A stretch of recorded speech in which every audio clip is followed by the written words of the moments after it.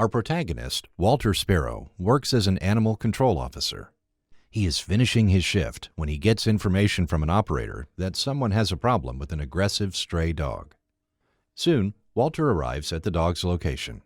Luckily, the animal is still there. He carefully approaches the animal while trying to calm it and puts a control pole around its neck. Walter checks the dog's necklace and finds out its name is Ned. Suddenly, Ned bites Walter and runs away. Walter starts chasing him and soon ends up in a graveyard.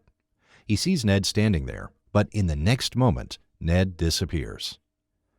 Then we meet Walter's wife, Agatha. She is waiting for her husband in front of a bookstore where she sees a book titled The Number 23. It looks like the book is drawing her to it. Walter arrives and meets up with Agatha. We discover that it's Walter's birthday and that they are going to the party. His wife shows him the book, which was written by Topsy Kretz, a wordplay of top secrets, and she decides to buy it as a gift for Walter. After an excellent birthday party, the couple arrives home, and there, their son Robin gives his father a birthday gift, a handmade mug. Later that night, Walter reads a few pages of the book. The narrator, who is the main character, uses the false name Fingerling, which he took from the book Fingerling at the Zoo. The next day, Walter continues reading, and as we can see, the pages have confusing notes about the number 23. Walter gets sucked into the author's narration, and so do we. Young Fingerling loved detective stories, and he always wanted to become one. However, his father, an accountant, strongly disagreed with that, and he always forbade him to play detective and explore. One day, Fingerling broke the no exploring rule as a neighbor's dog guided him to a house where he found a murdered owner. After that, he wanted to become a detective even more, and he fulfilled that dream. We get back to reality as Agatha interrupts Walter's reading sessions. She sees that he is surrounded by the things from his childhood and asks him what he's up to. Walter explains that Fingerling reminds him of himself and that their lives are similar. He also wanted to become a detective and read Fingerling in the zoo as a child. Also, the death of the house owner is identical to the death of his mother. Agatha claims it's just a coincidence, but Walter thinks there's more to it. Walter continues reading the book during his break.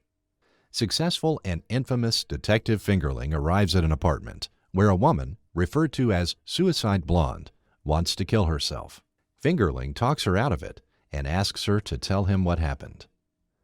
The girl explains that she is constantly followed by the number 23. The same happened to her father, who went insane and killed his mother before killing himself.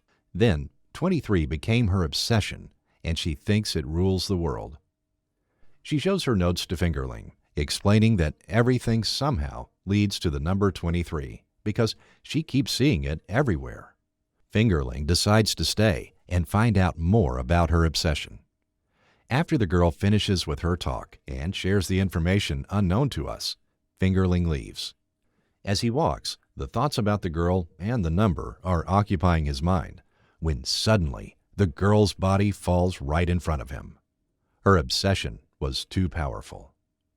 In the real world, Walter goes to the bookstore where Agatha bought the book, and he tries to get some information from a man who works there. But alas, the man only knows that the book is self-printed and that maybe it's the only copy that exists. Walter returns home, and soon Agatha and Robin find him making notes on a wall. He begins explaining that something is really going on with the number 23. Then he demonstrates his theory by transforming the letters of his full name into numbers and doing addition and subtraction. The result is 23. Also, he was born on the 3rd of February, the second month. He combines the months and the day's numbers and gets 23. Robin starts believing his father, but Agatha thinks it's a coincidence. However, Walter tries to convince her that the book is about him because there are too many coincidences.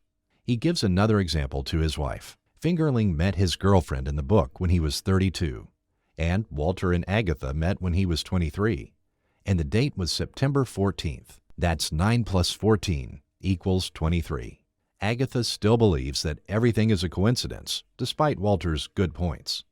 However, Robin believes even more that Walter is right, and he begins sinking into the same world as his father.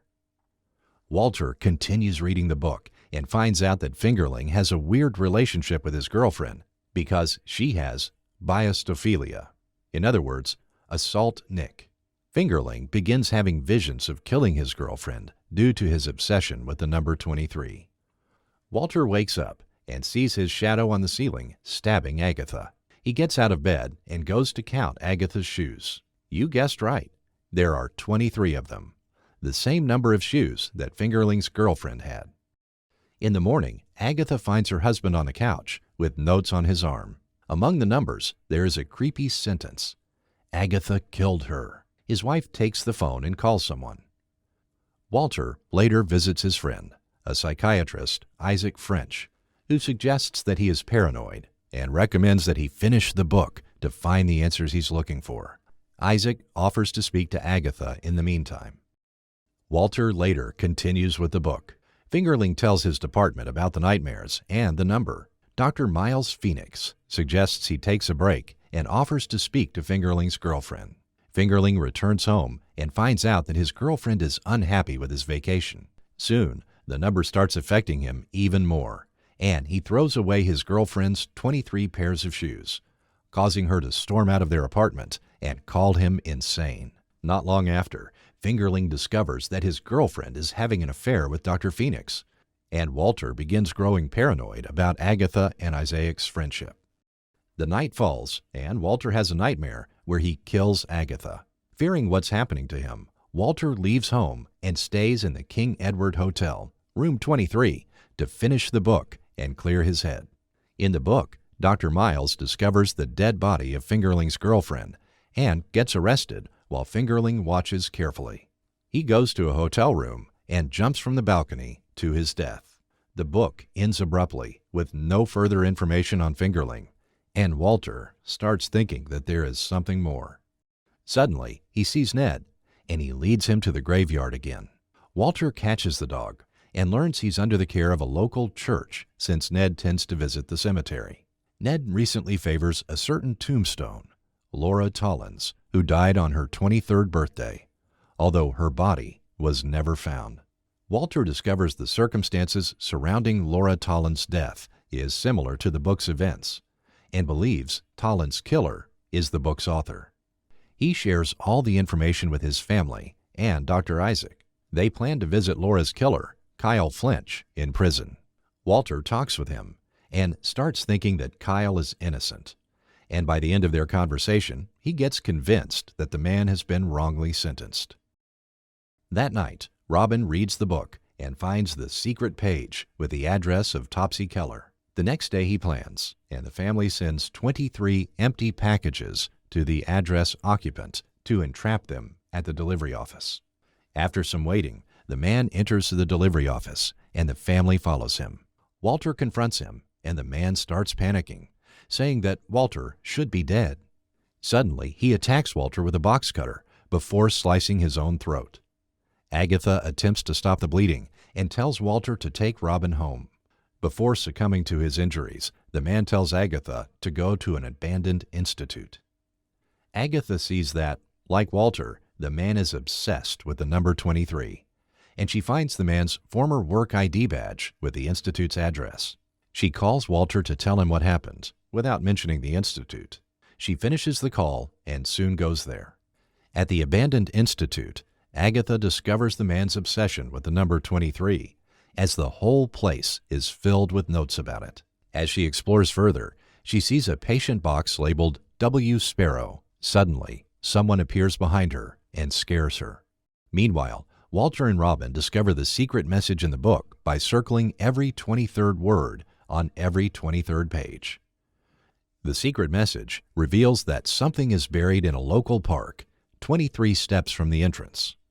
Walter and Robin quickly go there, and after some digging, they find a skeleton.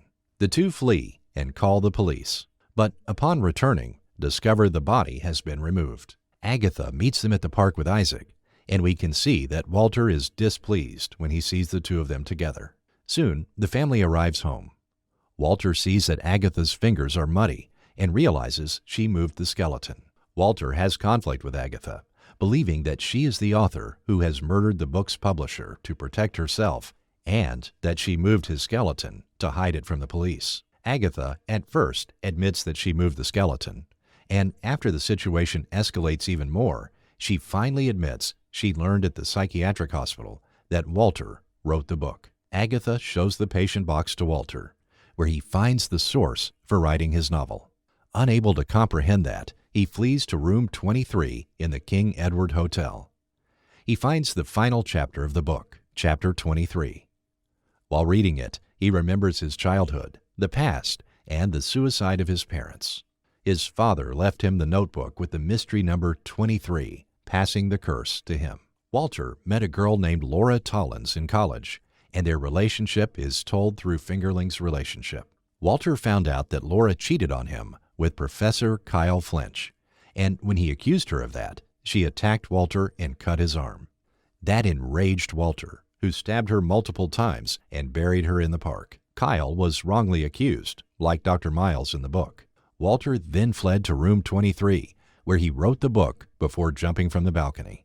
However, he survived, but lost all the memories, and his new life began. One of Walter's doctors obtained his book and began investigating the enigma, eventually publishing the book under the name Topsy-Kretz. Upon discovering everything, Walter decides to kill himself because he thinks he is a monster. However, at the last second, he gives up on that idea. His family hugs him and makes peace that 23 is just the number and nothing else. After some time, we see Walter in prison because he admitted everything to clear his conscience and save Kyle. His family visits him, and he tells them that he will probably get out in a few years, and that he is happy that he has made things right. The family talks and smiles, and Walter looks at the clock and sees the number 23. His smile slowly fades away, and the movie ends. If you enjoyed this movie recap, make sure to hit the like button. And if you want to see more of these, subscribe to the channel and check out our other videos.